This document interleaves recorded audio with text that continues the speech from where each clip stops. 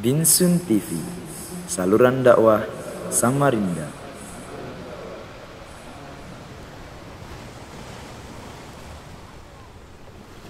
Assalamualaikum warahmatullahi wabarakatuh. Bismillahirrahmanirrahim. Innal hamdalillah nahmaduhu wa nasta'inuhu wa nastaghfiruh. Wa na'udzu billahi min shururi anfusina wa sayyiati a'malina. Man yahdihillahu fala mudilla lahu wa man yudlil fala hadiya lahu. Wa ashhadu an la ilaha illallah wahdahu la syarika lah. Wa ashhadu anna Muhammadan abduhu wa rasuluh. Ya ayyuhalladzina amanu taqullaha haqqa tuqatih wa la tamutunna illa wa antum muslimun. Ya ayyuhan nasu taqu rabbakumul ladzi khalaqakum min nafsin wahidah wa khalaqa minha zawjaha wa batha minhuma rijalan katsiran wa nisaa'a wattaqullaha alladzi tasaaluna bihi wal arham innallaha kana 'alaikum raqiba.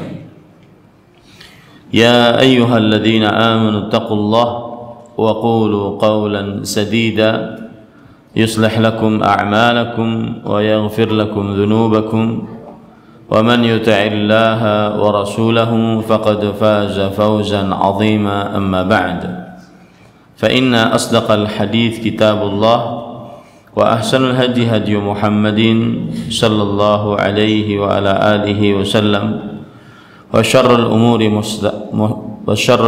muhdatsatuha wa ahsanul hadi hadi Muhammadin sallallahu alaihi wasallam wa syarrul umuri muhdatsatuha wa kullu muhdatsatin bid'ah wa kullu bid'atin dhalalah wa kullu dhalalatin finnar.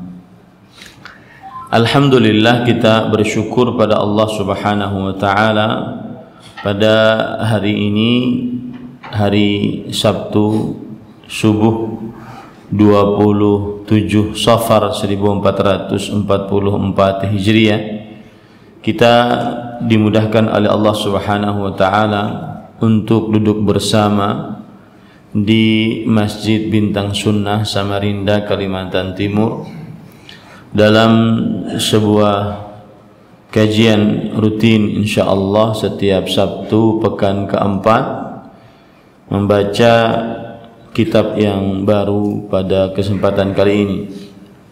Salawat dan salam semoga selalu Allah berikan kepada Nabi kita Muhammad sallallahu alaihi wa ala alihi wasallam, pada keluarga beliau, para sahabat, serta orang-orang yang mengikuti beliau sampai hari kiamat kelak.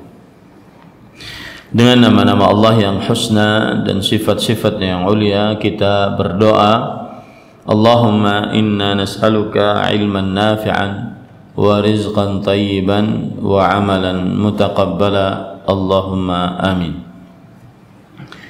Ahibati fillah, afanillahu wa iyyakum, jamaah Masjid Bintang Sunnah Samarinda yang saya cintai karena Allah. Semoga Allah Subhanahu wa taala selalu memberikan afiat kepada kita di dunia dan di akhirat. Kita di hari ini Sabtu 27 Safar 1444 Hijriah memulai membaca kitab Ushulul Iman fi Dhaw'il Kitabi wa Sunnah, prinsip-prinsip keimanan dalam naungan Al-Quran dan Sunnah. Dan asalnya kitab ini adalah kitab yang kita baca di Masjid Al-Amin Samarinda, dan waktunya Sabtu malam Ahad. Akan tetapi karena di Masjid Al-Amin Sabtu malam Ahad ingin kita jadikan kajian yang tematik yang diperlukan oleh kaum muslimin, maka akhirnya kajian kitab ini kita pindahkan ke Masjid Bintang Sunnah. Untuk Masjid Bintang Sunnah berarti kajian ini adalah kajian yang pertama yang kita mulai pada hari ini. Dan kita, meskipun mungkin jamaah Masjid Bintang Sunnah dan jamaah Masjid Al-Amin adalah jamaah masjid yang sama, akan tetapi karena ini adalah pertemuan yang pertama, maka saya sedikit mengulang apa yang sudah kita baca dari pertemuan-pertemuan yang sudah kita pelajari. Artinya kita mulai dari muqaddimah lagi. Taib. Dan tata cara kita belajar adalah karena Bapak Ibu tidak memiliki kitabnya, yang mana kitab ini berhalaman 311 halaman. Mudah-mudahan nanti jika mungkin ada yang dimudahkan oleh Allah Subhanahu wa taala untuk pergi ke Arab Saudi atau untuk memesan kitab ini, maka mungkin dipesan dan kemudian dibeli, kemudian dipegang oleh para jamaah, tetapi tidak boleh dibawa keluar rumah, keluar masjid, sehingga menjadi inventarisasi di masjid ini. Setiap kali kita mengadakan kajian maka dibagikan. Saya tidak tahu kalau kitab ini sudah diterjemahkan atau bukan atau belum, tapi saya berharap lebih baik meskipun tidak bisa berbahasa Arabnya, maka tetap dipegang kitabnya yang berbahasa Arab. Kalaupun mau dicetak juga dipersilahkan, karena jika tidak diperjualbelikan insyaallah tidak mengapa. Baik, kita mulai. Bismillahirrahmanirrahim. Al-Muqaddimah. Alhamdulillahilladzi akmala lana ad-din wa atamma alaina an-ni'mah wa ja'ala ummatana ummatal Islam khaira ummah wa ba'atha fina rasulan minna yatlu alaina ayatihi wa yuzakkina wa yu'allimuna al-kitab wal hikmah. Wassalatu wassalamu ala man arsalahu Allahu lil alamin rahmah nabiyyina Muhammadin wa ala alihi wa sahbihi. Amma ba'd. Di dalam muqaddimah kita atau penulis bersyukur pada Allah Subhanahu wa taala, memuji Allah yang telah menyempurnakan agama Islam dan menyempurnakan nikmat untuk kita dengan menjadikan kita umat Islam adalah sebaik-baik umat, dan mengutus di tengah-tengah kita seorang Rasul yang mengajari kita ayat-ayat Al-Quran, dan juga dengan ayat-ayat tersebut akhirnya kita bisa mensucikan diri kita dari dosa-dosa. Dan juga Rasul tersebut mengajari kita Al-Quran dan As-Sunnah. Semoga salawat dan salam atas Rasulullah sallallahu alaihi wasallam yang merupakan Rasul untuk alam semesta dan juga menjadi Nabi, dan salawat juga atas keluarga beliau, para sahabat beliau. Amma ba'du, fa innal hikmata min khalqil jinni wal insi hiya ibadatullahi wahdah. Kama qala ta'ala, wa ma khalaqtul jinna wal insa illa liya'budun. ولذلك كان التوحيد والعقيدة الصحيحة المأخوذة من بعها الأصلي وموردها المبارك كتاب الله وسنة رسوله صلى الله عليه وسلم هي الغاية لتحقيق تلك العبادة، فهي الأساس لعمارة هذا الكون، وبفقدها يكون فساده وخرابه واختلاله. كما قال الله تعالى law kana fihima alihatun illallahu la fasadata fasubhanallahi rabbil arsy amma yasifun. Wa qala subhanahu Allahu alladhi khalaqa sab'a samawati wa minal ardi mithlahunna yatanazzalu al-amru bainahunna lita'lamu anna Allah ala kulli syai'in qadir wa anna Allah qad ahata bi kulli syai'in ilma ila ghairi dzalika minal ayat. Sesungguhnya hikmah dari penciptaan jin dan manusia adalah beribadah kepada Allah semata. Ini poin paling penting. Jadi berfikirnya seorang muslim itu ini porosnya. Berfikirnya seorang muslim itu adalah ini, bahwa hikmah penciptaan kita bahkan jin adalah untuk beribadah kepada Allah. Dari sinilah nanti cabang-cabangnya muncul.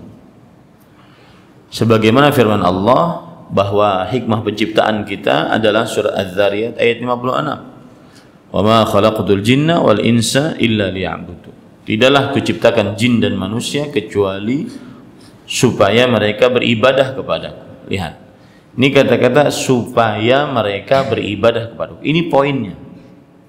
Nah, oleh karena itulah tauhid, akidah yang benar yang diambil dari sumber yang terpercaya, yang penuh dengan berkah, yaitu Al-Quran dan Sunnah, itu adalah puncak untuk menerapkan ibadah.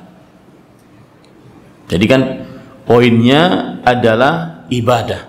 Bagaimana ibadah ini bisa dikerjakan? Ibadah ini bisa dikerjakan dari sumbernya yang asli, yaitu Al-Quran dan Sunnah. Ibadah ini bisa dikerjakan karena kita berakidah yang benar. Jadi tujuan kita adalah beribadah kepada Allah. Ibadah ini bisa kita kerjakan ketika kita mempunyai akidah yang benar. Akidah yang benar berdasarkan Al-Quran dan hadis Rasul sallallahu alaihi wasallam. Begitu cara berpikirnya ya. Saya ulangi, cara berpikirnya adalah tujuan kita diciptakan oleh Allah adalah beribadah kepada Allah. Ibadah ini pondasinya adalah akidah. Orang tidak bisa beribadah ketika tidak memiliki akidah. Orang tidak bisa beribadah dan ibadahnya tidak diterima ketika tidak memiliki akidah. Nah, disinilah makanya terjadi kitab ini. Jadi cara kerangka berpikirnya begitu. Kita ini diciptakan oleh Allah untuk beribadah kepada Allah Subhanahu wa taala. Ibadah ini pondasinya adalah akidah yang benar, yang berdasarkan Al-Quran dan hadis Rasul sallallahu alaihi wasallam. Jika akidah ini rusak, maka ibadahnya akan rusak. Begitu cara berpikirnya. Jika akidah ini kurang, maka ibadahnya akan kurang. Seperti misalkan Allah berfirman dalam surah Al-Anbiya ayat 22, kalau seandainya di langit dan di bumi banyak Tuhan, berarti akidahnya rusak, maka bumi dan langit akan rusak. Tidak ada ibadah. Kalau ada kesyirikan, maka tidak akan terjadi ibadah. Jadi tujuan puncak penciptaan kita adalah ibadah. Ibadah ini dasarnya adalah akidah yang benar. Kalau akidah yang benar rusak, maka ibadahnya akan rusak. Kalau akidahnya yang benar itu hancur, maka tidak akan tercipta ibadah yang dicintai oleh Allah Subhanahu wa taala. Baik. Walamma kana ghairu mumkinin lil 'uquli an tastaqilla bi ma'rifati tafasili dzalika ba'atha Allahu rusulahu wa anzala kutubahu liidahihi wa bayanihi wa tafsilihi linnas hatta yaqumu bi'ibadatillah ala ilmin wa basirah wa ususin wadihah wa da'a'ima qawiyah. Fatataba'a Rasulullah ala tablighi wa tawalau fi bayanih kama qala subhanahu wa in min ummatin illa khala fiha nadhir. Wa qala subhanahu thumma arsalna rusulana tatra ay yatba'u ba'duhum ba'dha illa ila an khatamahum bi sayyidihim wa afdalihim wa imamihim nabiyyina Muhammadin sallallahu alaihi wasallam. Faballagha ar-risalata wa adda al-amanata wa nasaha al-ummata wa jahada fillahi haqqa jihadihi wa da'a ila Allah sirran wa jahran wa qama bi a'ba'i ar-risalah akmala qiyam wa udhiya fillahi ashadda al-adha fasabara kama sabara ulul azmi min ar-rusul wa lam yazal da'iyan ila Allah hadiyan ila siratihi al-mustaqim hatta adhharahu Allah bihi ad-din wa atamma bihi an-ni'mah wa dakhala an-nasu fi bisababi da'watihi fi dinillahi afwaja wa lam yamut sallallahu alaihi wasallam hatta akmala Allah bihi ad-din wa atamma bihi an-ni'mah wa anzala fi dzalika subhanahu qawluhu al-yawma akmaltu lakum dinakum wa atmamtu alaikum ni'mati wa raditu lakumul islam dinan. Saya baca paragraf-paragraf ya, jadi sesuai, ada yang panjang paragrafnya, ada yang pendek. Baik. Bagaimana tadi kerangka berpikirnya? Tujuan kita diciptakan dan jin juga diciptakan adalah untuk beribadah. Ibadah ini pondasinya adalah akidah. Akidah diambil dari Al-Quran dan Sunnah. Nah, kemudian penulis mengatakan tidak mungkin mengetahui akidah yang benar secara sendirian. Makanya Allah mengutus para rasul. Nah, begitu cara berpikirnya. Mengutus para rasul, menurunkan kitab-kitab suci. Tujuannya untuk apa? Untuk menjelaskan mana akidah yang benar, mana ibadah yang benar, sehingga manusia mengerjakan ibadah kepada Allah di atas ilmu pengetahuan. Mengerjakan ibadah kepada Allah di atas pondasi-pondasi dasar yang jelas, tiang-tiang yang kuat.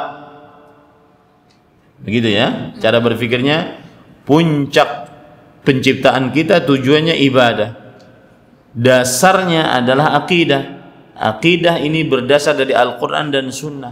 Al-Quran dan Sunnah kita tidak ketahui kecuali melalui para rasul dan kitab-kitab suci. Makanya Allah mengutus para rasul. Allah mengutus para rasul dan menurunkan kitab-kitab suci. Oleh karena itu tidak ada umat kecuali ada rasulnya. Nah, begitu ya. Makanya Allah berfirman dalam surat Fatir ayat 24, tidak ada umat kecuali yang kosong dari rasul yang memberikan peringatan. Surat Fatir ayat 24. Begitu juga dalam surat Al-Mu'minun ayat 44. Kemudian kami utus para rasul bersilih ganti. Maka semenjak itulah diutus para rasul. Rasul pertama Nabi Nuh alaihissalam. Terus sampai kepada rasul terakhir yang ditutup oleh Nabi Muhammad sallallahu alaihi wasallam. Nah, Nabi Muhammad sallallahu alaihi wasallam, beliau karena sebagai rasul terakhir, otomatis beliau adalah yang paling mulia, paling utama, paling pemimpin di antara seluruh rasul. Beliau menyampaikan risalah sesempurna mungkin, menunaikan amanah yang ada pada pundak beliau sesempurna, paling sempurna, menasihati umat, berjihad di jalan Allah dengan sebenar-benarnya, berdakwah kepada Allah baik secara rahasia ataupun terang-terangan. Pokoknya sempurna dikerjakan oleh Rasulullah sallallahu alaihi wasallam. Sampai akhirnya beliau diwafatkan oleh Allah subhanahu wa ta'ala. Sebelum diwafatkan, orang-orang masuk ke dalam agama Islam afwaja, berbondong-bondong. Yaitu terjadi pada penaklukan kota Makkah tahun ke-8 Hijriah saat 3 tahun lagi Nabi Muhammad SAW diwafatkan, sebelum 3 tahun Nabi Muhammad SAW diwafatkan. Maka pada saat itulah turun ayat surat Al-Maidah ayat 3. Hari ini kusempurnakan bagi kalian agama kalian, kusempurnakan atas kalian nikmatku, dan kuridai bagi kalian Islam sebagai agama. Begitu ya, cara berfikirnya sudah paham. Fabayyana salawatullahi wa salamuhu alaihi ad-din kullahu usulahu wa furu'ahu kama qala imamu daril hijrati Maliku ibni Anasin radhiyallahu rahimahullah muhalun an yudhanna bin nabiy sallallahu alaihi wasallam annahu 'allama ummatahu al-istinja' wa lam yu'allimhum at-tauhid. Yang artinya, maka akhirnya Rasul sallallahu alaihi wasallam, karena Islam itu sudah sempurna dan Rasul sallallahu alaihi wasallam mengajarkannya juga sudah sempurna, maka tidak ada yang ketinggalan. Pokok-pokoknya diajarkan oleh Rasulullah, cabang-cabangnya diajarkan oleh Rasulullah sallallahu alaihi wasallam. Tidak ada yang ketinggalan. Sebagaimana Imam Darul Hijrah. Darul Hijrah itu kampung hijrah, berarti kota Madinah. Imamnya kota Madinah, Imam Malik bin Anas rahimahullah. Imam yang ketiga dari 4 imam yang merupakan pondasi mazhab fikih dalam Islam. Beliau berkata, mustahil apabila ada yang mengira bahwa Nabi Muhammad SAW telah mengajarkan tata cara buang air besar kepada umatnya, lalu beliau tidak mengajarkan tauhid. Ini mustahil. Ya, mustahil. Ketika Nabi Muhammad SAW telah mengajarkan tata cara buang air besar, tapi tidak mengajarkan tauhid. Maksudnya apa? Seluruhnya sudah diajarkan oleh Rasulullah sallallahu alaihi wasallam.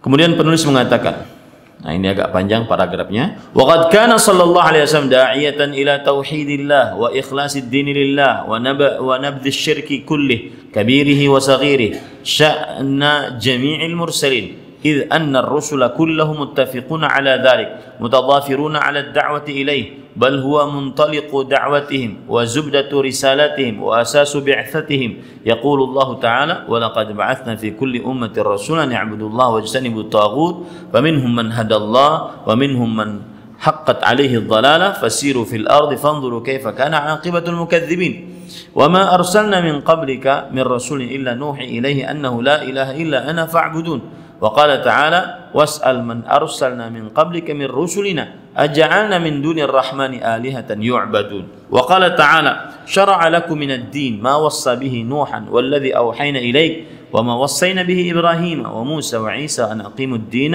ولا تتفرقوا فيه. Kemudian penulis mengatakan, dan Nabi Muhammad SAW dakwah beliau adalah tauhid. Yang mana tauhid tadi apa? Pondasi dari ibadah. Dakwah Nabi Muhammad SAW adalah tauhid, yaitu mengajak orang untuk beribadah kepada Allah semata dan meninggalkan kesyirikan seluruhnya, besarnya, kecilnya. Dan itulah dakwahnya seluruh rasul. Itulah dakwahnya seluruh rasul. Para rasul dakwahnya seluruhnya sepakat akan hal ini. Jadi kalau seandainya ada orang bertanya, apa agamanya Nabi Adam, Nabi Idris, Nabi Nuh, maka agamanya agama Islam.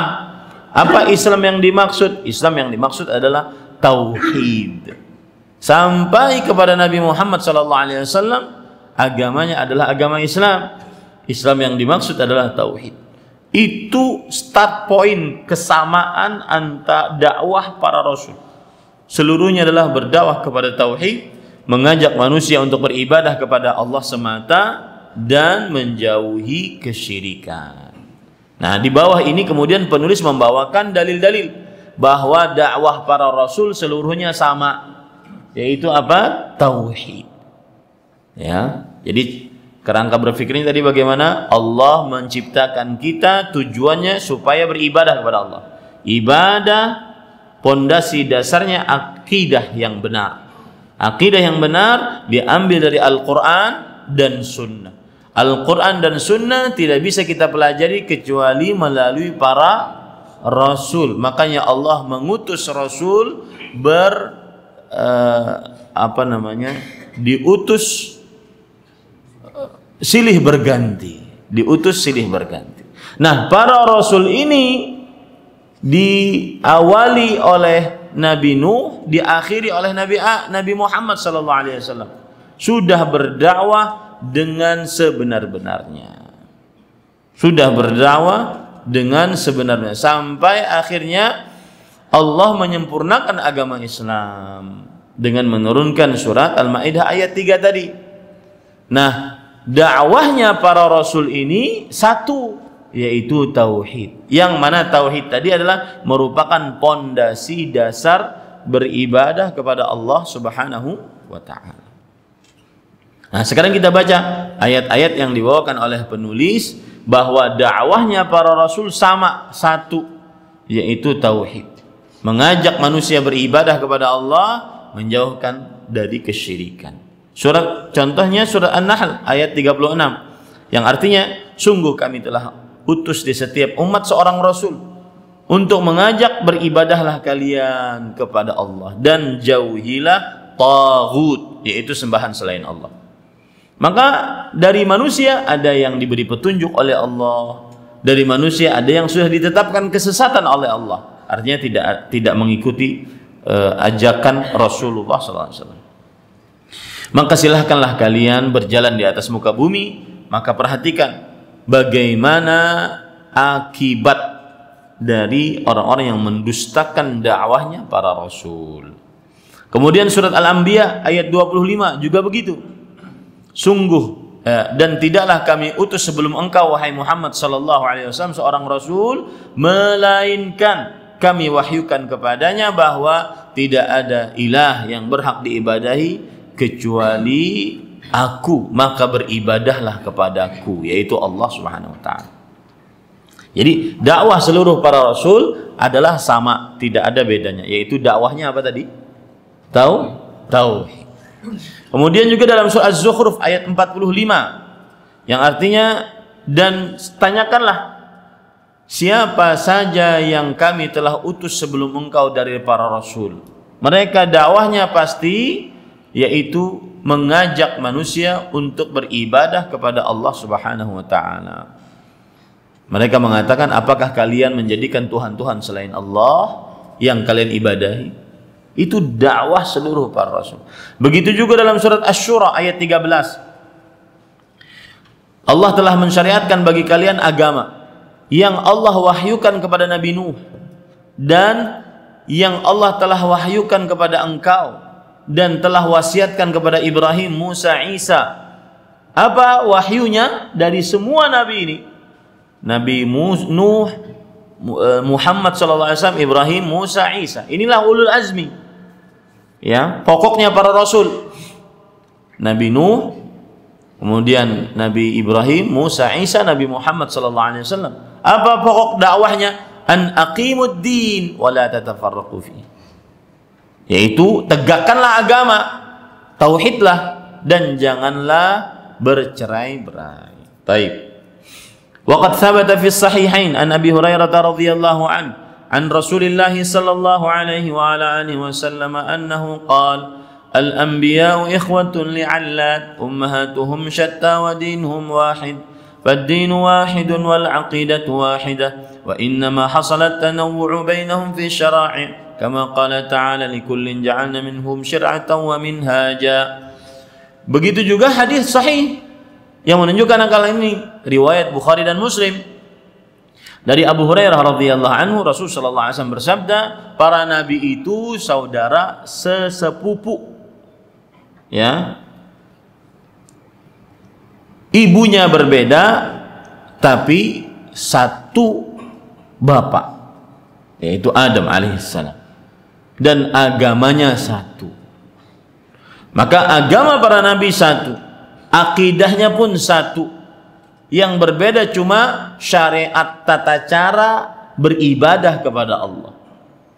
Ajarannya, akidahnya satu. Makanya Allah berfirman dalam surah Al-Maidah ayat 48, setiap umat telah kami jadikan syariat tersendiri dan tata cara beribadah tersendiri, tetapi akidahnya sama, yaitu akidah Islam, akidah tauhid, beribadah hanya kepada Allah dan tidak mensyirikkan Allah Subhanahu wa taala dengan sesuatu apapun. Taib. Walida. Nah, ini mulai. Setelah muqaddimah tadi, cara berfikirnya, kita diciptakan untuk ibadah, ibadah pondasinya adalah akidah, akidah sumbernya adalah Al-Quran dan Sunnah, Al-Quran dan Sunnah tidak bisa diambil, dipelajari kecuali melalui para Rasul, dan para Rasul kemudian Allah utus. Para Rasul itu bersilih ganti sampai kepada Nabi Muhammad SAW, dan para Rasul itu disempurnakan ajarannya di zaman Nabi Muhammad SAW, dan para Rasul itu agamanya satu, ajarannya satu, yaitu bertauhid. Walidha, oleh sebab inilah, ya tadi muqaddimah semua. Walidha yanbaghi an yakuna muqarriran lada kulli muslimin wa wadihan lada kulli mu'minin anna al-aqidata la majala fiha lirra'yi wal akhdhi wal 'ata'. Wa innamal wajibu 'ala kulli muslimin fi masyariqil ardi wa magharibaha an ya'taqida 'aqidatal anbiya'i wal mursalin wa an yu'mina bil usul allati amanu biha wa da'u ilaiha duna tashakkukin aw taraddudin. Amana ar-rasulu bima unzila ilaihi min rabbih wal mu'minun kullun amana billahi wa malaikatihi wa kutubihi wa rusulihi la nufarriqu baina ahadin min rusulihi wa qalu sami'na wa ata'na ghufranaka rabbana wa ilaikal masir. Oleh sebab itulah, maka harus ada dalam diri seorang muslim, seorang mukmin, keyakinan bahwa akidah tidak ada tidak ada medan, lapangan, tidak ada lapangan untuk akal di dalamnya, tidak ada diskusi di dalamnya. Dalam akidah enggak ada. Akidah itu cuma kita terima dari Allah Subhanahu wa taala, ya, berdasarkan penjelasan para Rasul alaihi wassalatu wassalam. Dari mulai timur dan baratnya, setiap muslim wajib berakidah sebagaimana akidahnya para nabi dan para rasul alaihi wassalatu wassalam, tanpa ada boleh keraguan, dan tidak boleh ragu-ragu dalam akidah tersebut. Akidahnya sama. Maka kemudian penulis membawakan surah Al-Baqarah ayat 285 bahwa ia telah beriman kepada Rasulullah SAW, telah beriman dengan apa yang diturunkan oleh Allah kepada beliau, dan juga orang-orang beriman dengan apa yang diturunkan kepada Nabi Muhammad SAW. Seluruhnya beriman kepada Allah, para malaikatnya, kitab-kitabnya, para rasulnya, dan tidak membedakan di antara para rasul, dan mengatakan kami telah mendengar dan taat. Mohon ampunan kami wahai Rabb kami, hanya kepada Engkau tempat kembali kami. Inilah akidahnya para rasul, ya. Fahadha sya'nul mu'minin wa hadha sabiluhum al-iman wa taslim wal idhan wal qabul. Wa indama yakunu al-mu'minu kadhalika turafiquhu as-salama wa yatahaqqaqu lahu al-amn wal aman wa tazku nafsuhu wa yatma'innu qalbuhu wa yakunu ba'idan tamam al-bu'di amma yaqa'u fi dhullalun nas بسبب عقائدهم الباطلة من تناقض واضطراب وشقوق وأوهام وحيرة وتذبذب. Maka inilah akidah orang Islam, yaitu menerima, tunduk, patuh, ya. Maka kalau sudah akidah seorang mukmin seperti ini, dia akan selamat, dia akan aman, dirinya akan suci, hatinya akan tenang, jauh dari kesesatan orang-orang yang sesat di dalamnya, dari akidah-akidah yang batil, yang penuh dengan keraguan-raguan, penuh dengan ketidakpastian, perubahan. Nah, ini para ikhwan subhanallah, ini penting sekali. Akidah yang benar itu salah satu buktinya adalah dari ujung barat sampai ujung timur tidak ada perbedaan. Dari mulai zaman Nabi Nuh sampai zaman sekarang tidak ada perbedaan. Itu akidah yang benar. Ya, beda dengan akidah yang menyimpang, yang keliru. Pasti setiap kali ada masalah atau setiap kali ada keadaan dia berubah-ubah. Ya, dia berubah-ubah. Contoh, saya beri contoh ya. Akidah kita kepada pemimpin muslim yang berwenang saat ini. Maka akidah kita adalah taat, patuh dalam kebaikan. Tidak boleh merendahkan. Beda dengan akidahnya orang-orang yang menyimpang. Kadang dia baik, kadang dia buruk terhadap pemimpin, sesuai dengan maslahat yang ingin dia dapatkan. Adapun akidah yang benar, maka dia tidak peduli pemimpinnya zalim atau tidak, dia wajib patuh taat dalam kebaikan selama muslim dan mendirikan sholat di tengah kaum muslimin.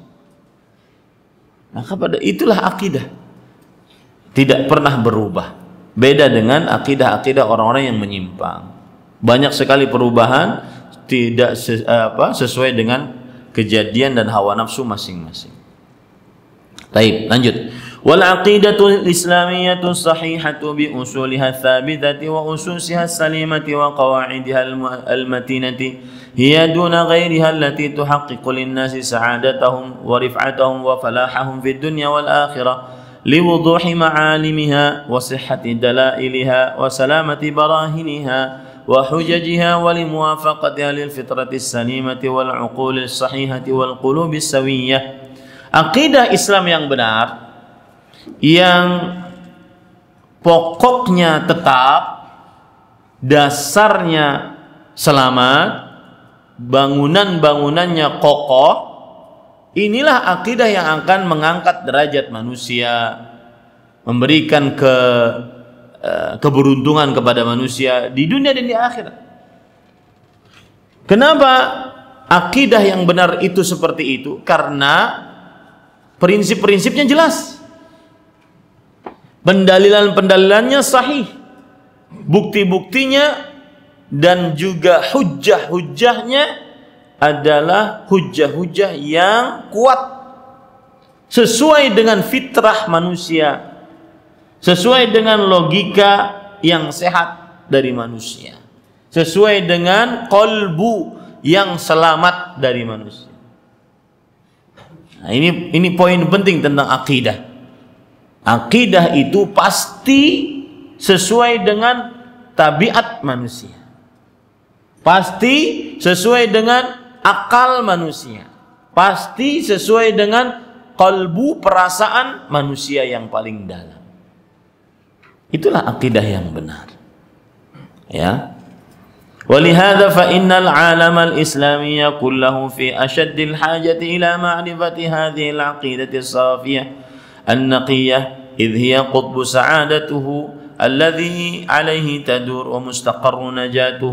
ومستقر نجاته الذي عنه لا تحور. Oleh sebab itulah alam Islami, yaitu umat Islam maksudnya, sangat berkeperluan untuk mengenal akidah yang bersih ini. Kenapa? Karena akidah yang bersih adalah sumber kebahagiaan, sumber keselamatan. Ya.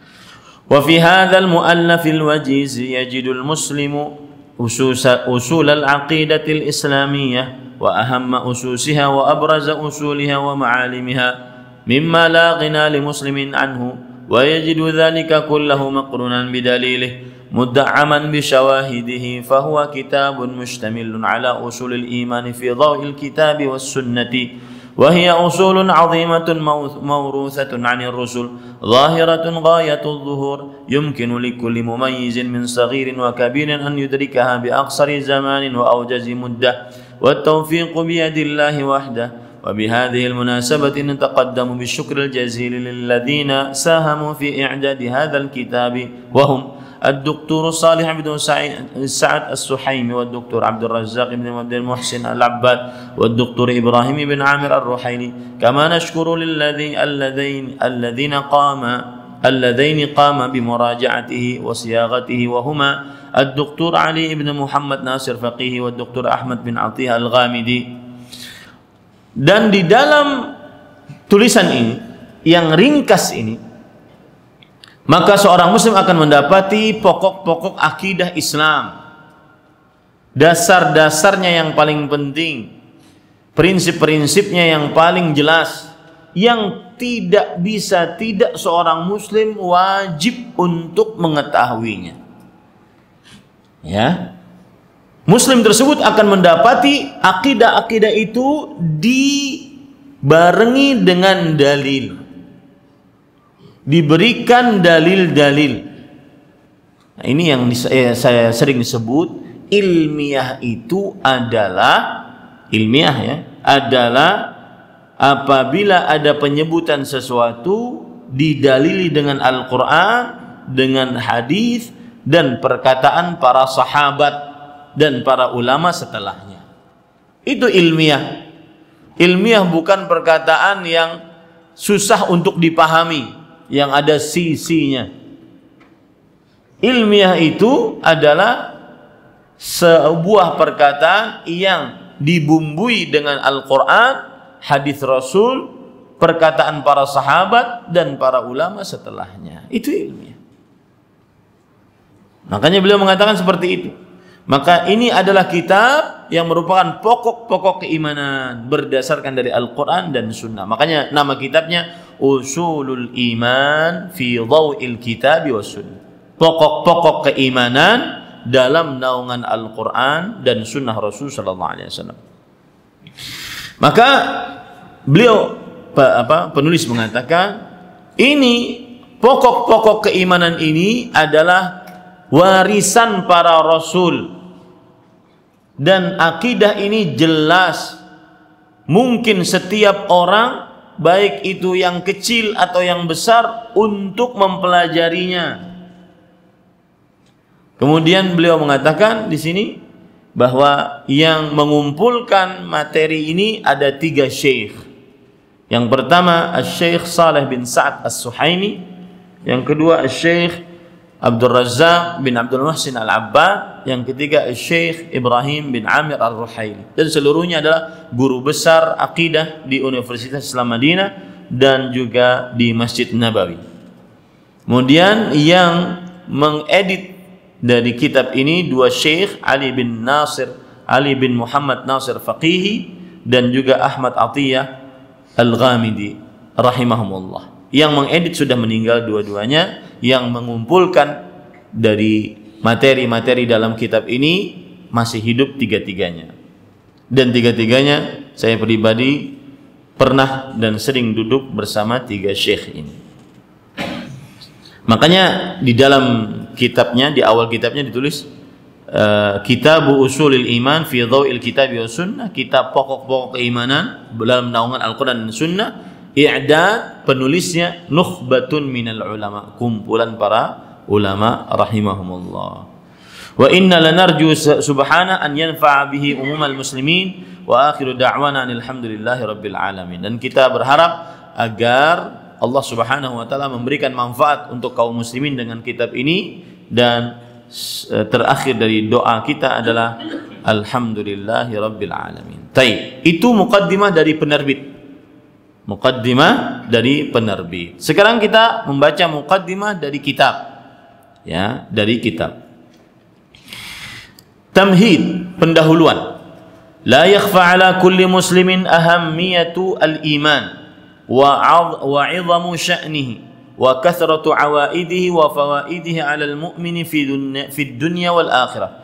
Bal inna kulla khairin fi dunya wal akhirati mutawaqqifun 'ala tahaqquqil iman as-sahih. فهو أجل المطالب وأهم المقاصد وأنبل الأهداف وبه يحيى العبد حياة طيبة سعيدة وينجو من المكاره والشرور والشدائد وينال ثواب الآخرة ونعيمها wa yanalu thawabal akhirati wa na'imaha al-muqim wa khairaha ad-daim al-mustamir alladhi la yahul wa la yazul. Pendahuluan tidak tersembunyi bagi seorang muslim pentingnya permasalahan iman, agungnya kedudukan iman, dan banyaknya faedah-faedah yang didapat dari orang beriman dari keimanan saat dia di dunia ataupun di akhirat. Bahkan setiap kebaikan di dunia dan di akhirat maka senantiasa tertahan. Kebaikan apapun di dunia dan di akhirat seorang mukmin tidak akan mendapatkannya kecuali dengan iman yang sahih. Nah, di sini cara berpikirnya. Ya, ini pendahuluan yang harus kita pahami bahwa iman adalah pokok kebahagiaan dunia dan akhirat. Iman adalah pokok kebahagiaan dunia dan di akhirat. Ingin bahagia, berimanlah dengan iman yang benar. Oleh karena itu, mengetahui tentang keimanan adalah pengetahuan yang paling patut kita harus ketahui. Pengetahuan yang paling patut harus kita tuju. Pengetahuan yang paling patut yang harus kita targetkan. Karena dengan keimanan seseorang akan bahagia, hidupnya tentram, aman, jauh dari kesulitan di dunia dan di akhirat. Ya, di dunia dia aman, di dunia dia jauh dari kesulitan, selamat saat dia beriman dengan iman yang benar. Di akhirat dia mendapatkan pahala yang besar, kenikmatan yang terus-menerus saat dia beriman. Jadi kerangka berpikirnya apa? Keimanan adalah hal yang paling penting bagi seorang muslim. Dengan keimananlah seorang muslim mendapatkan kebahagiaan dunia akhirat. Begitu ya cara berpikirnya. Dengan keimananlah seorang muslim mendapatkan kebahagiaan dunia akhirat. Apa dalil itu? Penulis membawakan banyak dalil. Saya bacakan.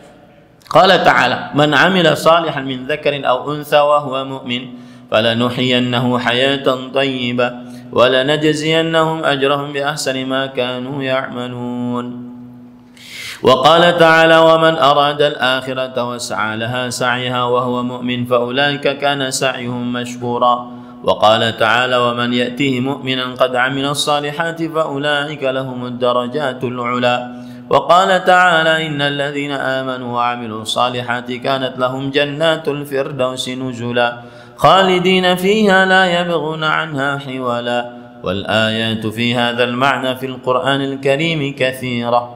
Dalil yang menunjukkan bahwa iman adalah pokok paling penting dalam kehidupan seorang muslim. Karena dengan iman seorang muslim akan bahagia dunia akhirat. Dalilnya surah An-Nahl ayat 97. Siapa saja yang beramal saleh, laki-laki, perempuan, dalam keadaan beriman. Lihat, amal saleh laki-laki perempuan dalam keadaan beriman, maka sungguh kami akan benar-benar menghidupkan kepadanya dengan kehidupan yang baik, dan kami sungguh akan benar-benar memberikan ganjaran kepadanya dengan ganjaran yang lebih baik dari apa yang telah mereka amalkan. Kehidupan yang baik maksudnya di dunia, ganjaran yang lebih baik maksudnya di akhirat. Kapan itu bisa didapatkan? Saat beramal soleh dalam keadaan beriman. Ya, dalam keadaan beriman. Apa yang terjadi di tengah hiruk pikuknya kehidupan manusia dengan menghalalkan segala cara untuk dapat harta, itu sebenarnya bisa ditanggulangi dengan keimanan. Ya, jadi kadang-kadang kita sebagian orang kurang memahami apa hubungan antara iman dengan mencari rezeki. Orang menganggap bahwasanya mencari rezeki sehingga dapat duit yang banyak itu adalah sumber kebahagiaan. Saya sering mengatakan, merasa senang bukan berarti menjadi bahagia. Senang punya rumah megah, mobil mewah, harta bertumpuk ruah, senang punya duit banyak, senang punya fasilitas, wah, tetapi bukan berarti menjadi bahagia. Karena bahagia itu letaknya di dalam hati. Dan itu yang dijanjikan oleh keimanan. Itu yang dijanjikan oleh keimanan. Kemudian juga surat Al-Isra ayat 19 yang merupakan dalil akan hal ini, bahwa iman adalah sumber kebaikan, sumber kebahagiaan dunia akhirat. Allah berfirman yang artinya siapa saja yang menginginkan nikmat di akhirat, yaitu masuk surga, dan berusaha untuknya, dan dalam keadaan dia beriman, ya, maka ia usahanya akan diberi pahala oleh Allah. Setiap usaha untuk mencapai surga tidak akan manfaat tanpa iman. Makanya iman sumber kebahagiaan dunia akhirat. Begitu juga dalam surat Thaha ayat 75. "Faman ya'tihi mu'minan qad 'amilas shalihat fa ulaika lahumud darajatul ula." Siapa yang datang kelak di akhirat menemui Allah Subhanahu wa taala dalam keadaan beriman, lihat iman, dan beramal saleh, maka mereka lah orang-orang yang mendapatkan tingkatan yang tinggi di dalam surga. Porosnya iman. Kalau ada orang kafir, banyak amal solehnya, tidak beriman, nggak manfaat. Porosnya iman. Begitu juga dalam surah Al-Kahfi ayat 107 sampai 108. Yang artinya sesungguhnya orang-orang yang beriman dan beramal saleh, maka mereka akan mendapatkan surga Firdaus sebagai tempat tinggalnya. Mereka kekal abadi di dalamnya, tidak pernah berpindah. Syarat surga Firdaus yang merupakan surga paling mega, paling mewah, yang merupakan puncak dari kebahagiaan, puncak dari kemewahan, surga Firdaus. Syaratnya iman. Ya, syaratnya iman. Maka saya nasihatkan yang tertipu dengan dunia, yang di dalam pikirannya cuma ada duit, rumah megah, mobil mewah, harta bertumpuk ruah, maka hati-hati. Tempatmu bukan di sini, nak. Tempatmu adalah di surga kelak. Di sini hanya tempat persinggahan. Nabi Muhammad SAW pernah bersabda, "Mali walid dunya." Apa hubunganku dengan dunia? Ana karakibin astadhillu tahta syajarah, thumma aqumu arah. Aku bagaikan seorang pengembara yang bernaung di bawah pohon, kemudian bangun lalu melanjutkan perjalananku. Apakah ma'qul, masuk logika enggak, di bawah pohon bikin istana, rumah mega di atas 10.000 meter persegi, kolam renang 5, ada helipad, kamarnya 1.000, enggak ma'qul. Bukan tempat tinggal, tempat persinggahan. Kapan itu bisa dia pahami? Ketika dia beriman. Ya, ini para ikhwan yang dirahmati oleh Allah. Kemudian penulis mengatakan, dan bercita-cita ingin masuk surga itu tanamkan kepada anak-anak, lebih daripada cita-citanya untuk sukses di dunia. Tanamkan pada anak-anak, karena salah satu trik iblis mengganggu manusia, melupakan surga dalam hati manusia. Salah satu trik iblis mengganggu manusia, melupakan surga dalam qalbu manusia. Bahkan kadang-kadang bukan hanya sekedar lupa, dihilangkan keyakinan bahwa ada surga. Dia menganggap dunia segala-galanya. Makanya di sini disebutkan, innalladzina, sesungguhnya orang yang beriman beramal saleh, bagi mereka surga Firdaus sebagai tempat tinggalnya. Ya. Kemudian penulis mengatakan, waqad dallat nususul kitabi wa sunnah ala anna al-iman yaqumu ala al-usuli sittah wa hiya al-iman billah wa malaikatihi wa kutubihi wa rusulihi wal yawmil akhir wal qadari khairihi wa syarrihi. Waqad jaa dzikru hadhihi al-usul fil Qur'anil Karim was sunnati nabawiyyah fi mawatin 'adidatin minha qauluhu ta'ala ya ayyuhalladzina amanu aminu billahi wa rasulihi wal kitabil ladzi nazzala ala rasulihi wal kitabil ladzi anzala min qabl wa man yakfur billahi wa malaikatihi wa kutubihi wa rusulihi wal yawmil akhir faqad dhalla dhalalan ba'ida. Wa qauluhu ta'ala laysal birra an tuwallu wujuhakum qibala al-masyriqi wal maghrib walakinnal birra man amana billahi wal yawmil akhir wal malaikati wal kitabi wan nabiyyin. Wa qauluhu ta'ala amana ar-rasul bima unzila ilayhi min rabbih wal mu'minun kullun amana billahi wa malaikatihi wa kutubihi wa rusulihi la nufarriqu baina ahadin min rusulihi wa qalu sami'na wa ata'na ghufranaka rabbana wa ilaykal masir. Wa qauluhu ta'ala inna kulla shay'in khalaqnahu biqadar. Nah, saya ulangi ya sebelum saya terjemahkan. Sebagai pendahuluan, tadi kita sebutkan bahwa puncak kebahagiaan syaratnya iman. Ingin bahagia dunia akhirat syaratnya iman. Kemudian beliau menyebutkan dalil-dalilnya. Nah, kemudian baru menyebutkan iman itu berdasarkan Al-Quran dan Sunnah pokoknya ada 6. Nah, disitulah akhirnya kita belajar rukun iman. Begitu cara kerangka berpikirnya. Jadi pendahuluan tadi di awal, kita ini diciptakan untuk beribadah. Ibadah pondasinya adalah akidah. Akidah diambil dari Al-Quran dan Sunnah. Al-Quran dan Sunnah tidak bisa dipahami kecuali melalui para Rasul. Maka Allah mengutus para Rasul, dimulai dari Nabi Nuh sampai Nabi Muhammad SAW. Di zaman Nabi Muhammad SAW disempurnakan akidah yang benar. Selesai sampai situ, disempurnakan akidah yang benar. Dan akidahnya para Rasul semuanya sama, yaitu tauhid, mengajak kepada tauhid dan menjauhkan dari kesyirikan. Baik. Selesai sampai di situ, maka kemudian oleh karena itulah seorang muslim wajib mengetahui akidah yang benar, karena dia pondasi dari apa tadi? Ibadah. Nah, akidah yang benar adalah pokok-pokok keimanan. Keimanan ini adalah sumber dari kebahagiaan dunia akhirat. Pokok-pokok keimanan itu apa? Ada rukun iman yang 6. Makanya kita belajar rukun iman. Begitu cara berpikirnya. Ya. Jadi Ustaz, mengapa kita belajar rukun iman? Karena ingin dapat iman yang benar. Mengapa ingin dapat iman yang benar? Karena iman yang benar adalah sumber kebahagiaan dunia akhirat. Mengapa iman yang benar sebagai sumber kebahagiaan dunia akhirat? Karena dia adalah pondasi.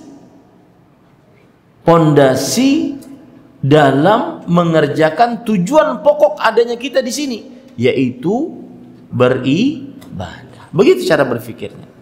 Nah, telah terdapat di dalam Al-Quran tentang rukun iman, pokok-pokok keimanan. Ada 6. Seperti di dalam surat An-Nisa ayat 136. Yang artinya, wahai orang-orang yang beriman, berimanlah kalian kepada Allah, para Rasulullah, dan kitab yang Allah Subhanahu wa taala turunkan kepada Rasul Nabi Muhammad SAW dan kitab-kitab yang diturunkan sebelum beliau.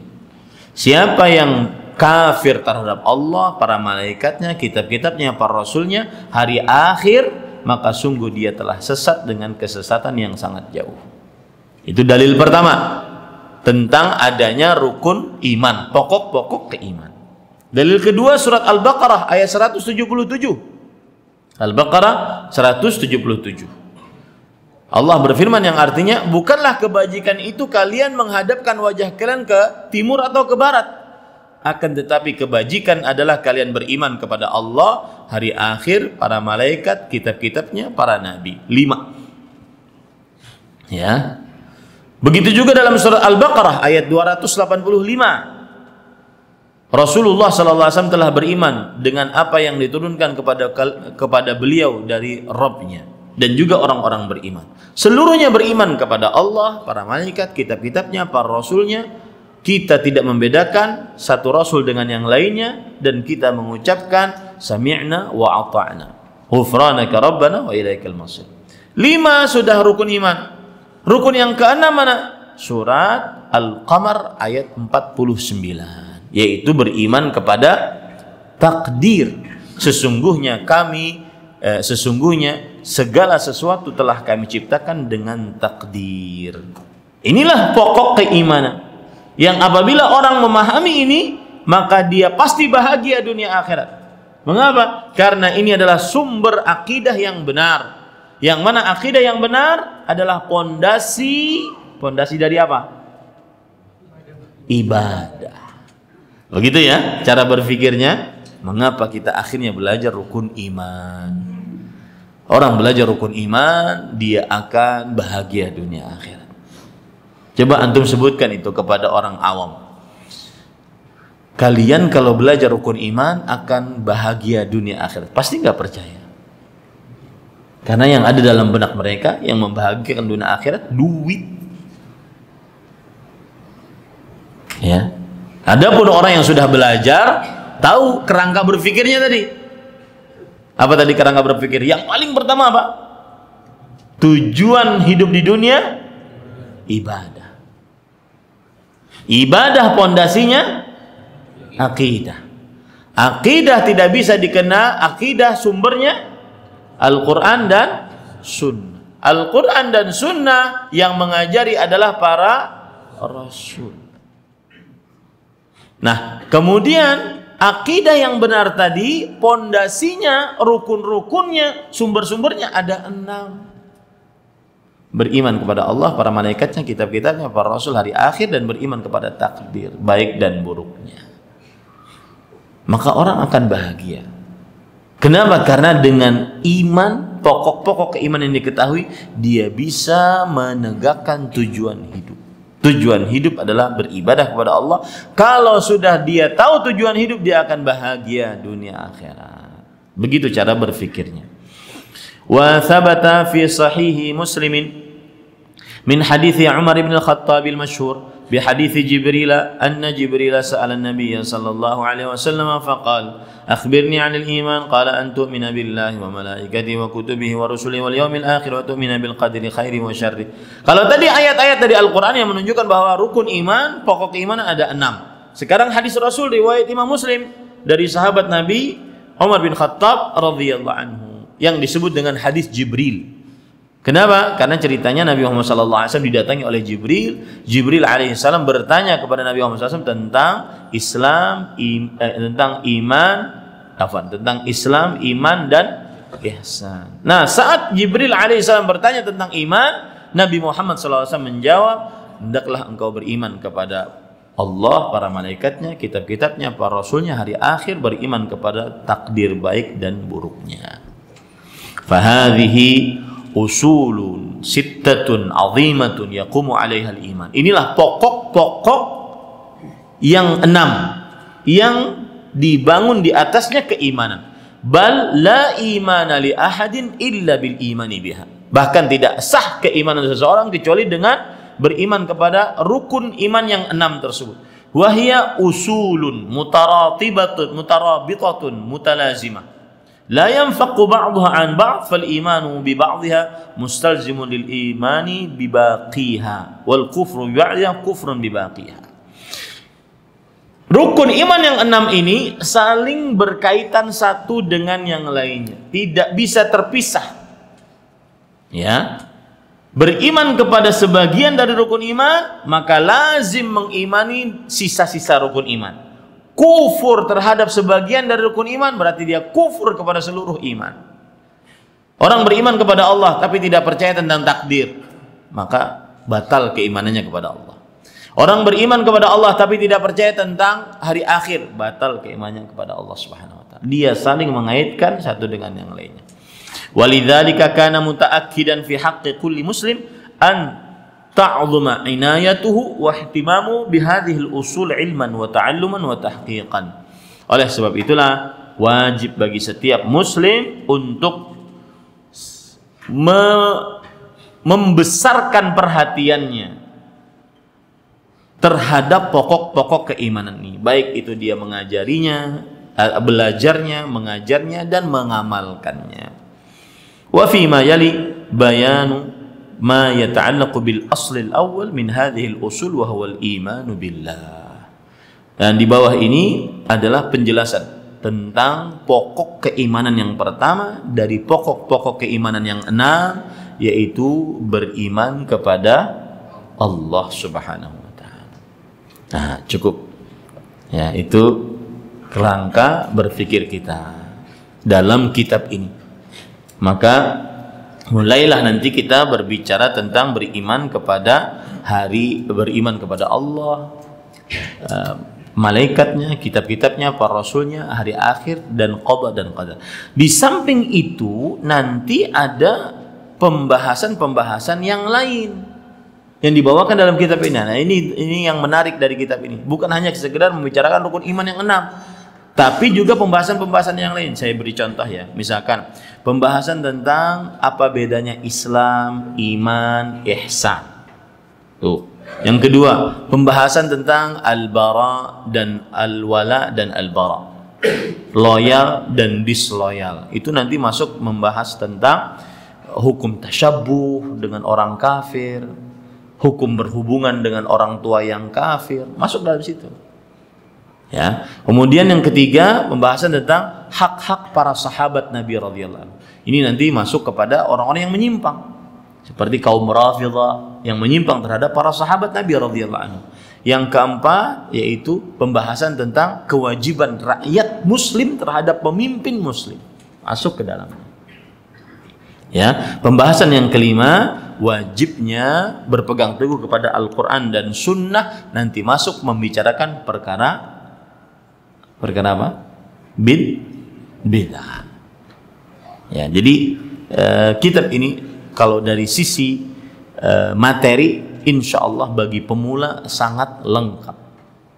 Bagi pemula sangat lengkap. Mudah-mudahan kita diberi petunjuk oleh Allah Subhanahu wa taala untuk bisa menyelesaikan kitab ini. Nah, ini yang bisa saya sampaikan. Sallallahu Nabi Muhammad walhamdulillahirabbil alamin. Kita berdoa kepada Allah, mudah-mudahan Allah memudahkan untuk mempelajari kitab ini dengan mengikhlaskan niat kita. Sallallahu Nabi Muhammad walhamdulillahirabbil alamin. Jika ada yang ingin ditanyakan, dipersilahkan.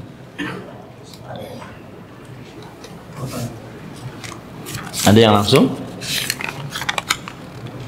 Ada seorang ustadz yang saya ketahui bermanhaj salaf dan beliau menempuh pendidikan di Universitas Islam Madinah.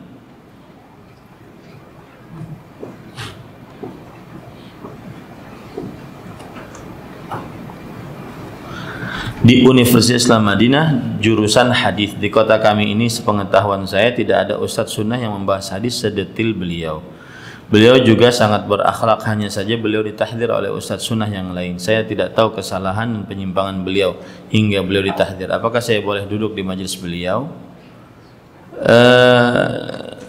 Saya tidak tahu siapa yang dimaksud ya. Tetapi saya hanya ingin memberikan masukan kepada para jamaah sekalian bahwa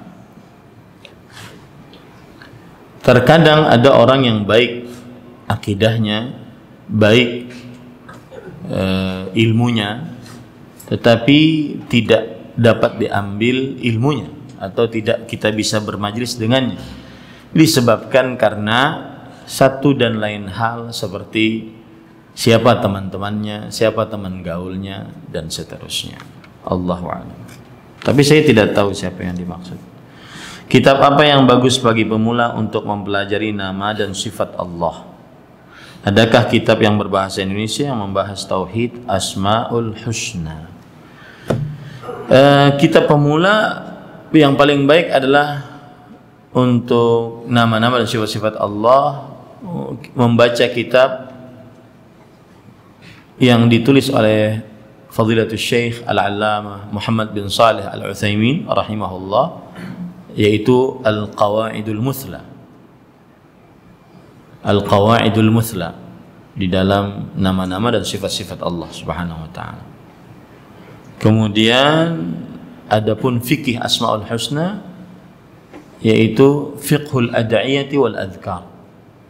yang ditulis oleh Fadilatul Syekh Al-Allamah Profesor Dr. Abdul Razzaq bin Abdul Muhsin Al-Abbad Al-Badr hafizahumullah ta'ala.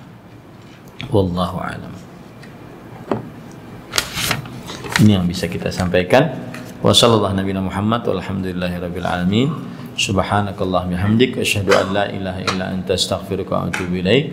Wassalamualaikum warahmatullahi wabarakatuh.